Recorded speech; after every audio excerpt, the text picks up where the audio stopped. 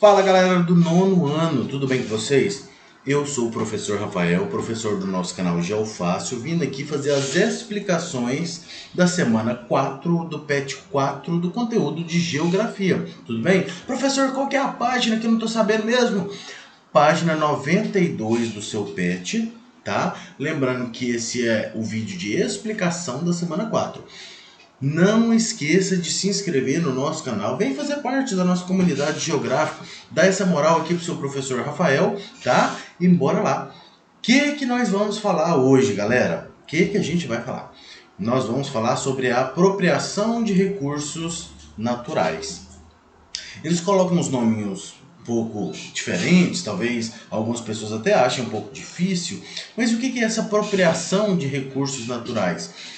Nós estamos falando de nós, seres humanos, estarmos usando matéria-prima da natureza.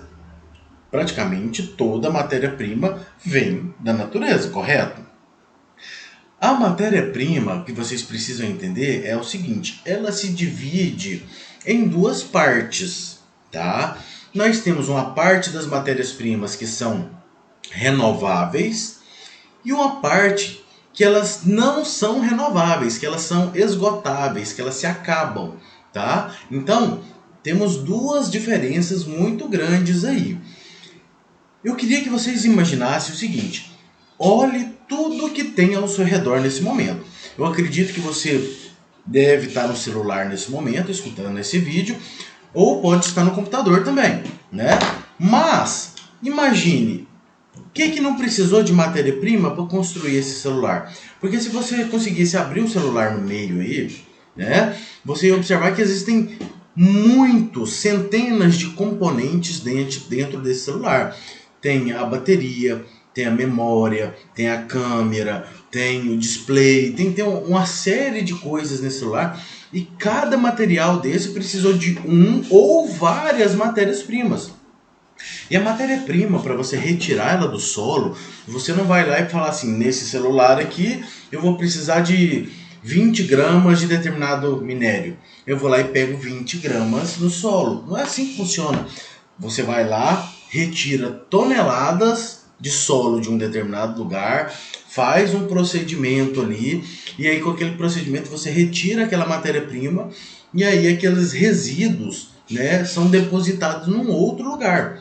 Então o que acontece? Nós, a cada dia que passamos, nós estamos degradando cada vez mais o nosso planeta. É um assunto que é muito preocupante. Por quê? O que acontece? Eu tenho o meu celular, e o meu celular está funcionando perfeitamente. Ele já não é tão novo mais, né? Ele já deve ter 1 ano e meio de uso, talvez até mais, que o meu celular tem.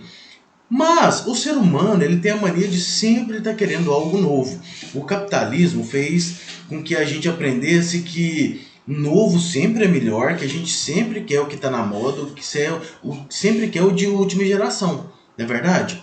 Só que a cada celular que a gente compra, a gente está degradando o meio ambiente.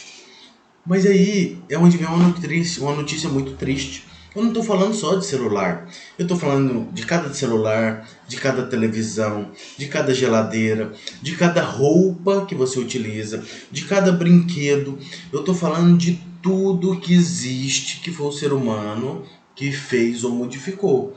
A sua própria casa, para ela ser construída, precisou tirar a terra de algum lugar para poder fazer os tijolos, né, para poder fazer as telhas, teve que tirar o cimento de algum local ali, triturar algumas rochas dentro de alguma indústria ali para poder fazer o cimento, para produzir a tinta, para fazer as lâmpadas, né? Então tudo que a gente faz, a escova de dente, a pasta de dente, tudo que você imaginar que está à sua volta, qualquer coisinha precisou de matéria-prima. Então isso é muito preocupante.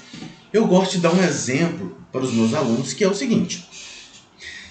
Imagine você, né, dentro de um supermercado. Imagine um supermercado grande, pode ser grande, não tem problema.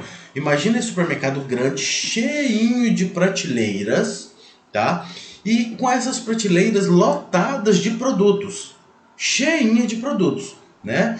E aí, o dono desse supermercado chega em você, né? Te entrega a chave desse supermercado e fala o seguinte, vira para você e fala assim, olha, esses produtos que estão no supermercado, eles não são perecíveis, eles não vão estragar com o tempo. Só que você pode utilizar tudo que você quiser nesse supermercado. Tudo que está aqui é seu. Você pode utilizar, tá? Só que ninguém nunca mais vai repor essas mercadorias nas prateleiras. Então, conforme você for utilizando essas mercadorias, elas vão acabar, né? Então, ele te entrega a chave desse supermercado e só você tem acesso a esse supermercado. Só você vai lá. Mas se você vai lá, determinado dia você começa a pegar alguns produtos, outra vez que você vai pegando outras coisas. Com o passar do tempo, conforme você for chegando lá no supermercado, você vai observar nas prateleiras que já não tem tantos produtos de determinadas coisas mais. Com o passar de mais tempo ainda, você vai observar que vários produtos da prateleira já acabaram. Vai ter outros produtos? Vai ter outros produtos ainda. Mas muita coisa que você utilizava, você já não tem mais para utilizar. Talvez alguns desses produtos sejam coisas que você até gostava, era da sua preferência, mas já não tem mais. Eu gosto de comparar, galera, que o planeta Terra é esse supermercado. E esses produtos nas prateleiras são as matérias-primas. E nós, seres humanos, estamos indo a cada dia nesse supermercado, né, que é o planeta Terra, pegando essa matéria-prima e utilizando ela. A maioria delas não tem mais volta, não tem. Então, algo a se falar. Um desses recursos naturais que nós utilizamos muito no planeta Terra é o petróleo, né? O petróleo é um combustível fóssil. Professor, não entendi. O que é um combustível fóssil? O combustível fóssil ele foi criado a partir de vegetação, de água, de lama presente em determinado lugar e de vários animais presentes ali, inclusive até dinossauros ali no meio, né? É como se ele tivesse ficado ali dentro do planeta Terra, cozinhando numa temperatura muito alta, em alta pressão, né, durante milhões de anos para se transformar no petróleo. Então, o que acontece? O petróleo que a gente está utilizando agora não vai dar tempo de ser produzido para a hora que acabar a gente continuar utilizando ele. Então, o petróleo, só para você entender, o petróleo tem data para acabar. O petróleo, segundo alguns cientistas, há uma previsão de que aproximadamente daqui a 30 anos você vai estar presenciando o fim do petróleo, né? Daqui a 30 anos vai ter apenas 5% das reservas de petróleo do mundo. E aí, como é que vai ser? Ah, professor, mas eu não uso tanto petróleo, não. Não usa? Você tem certeza?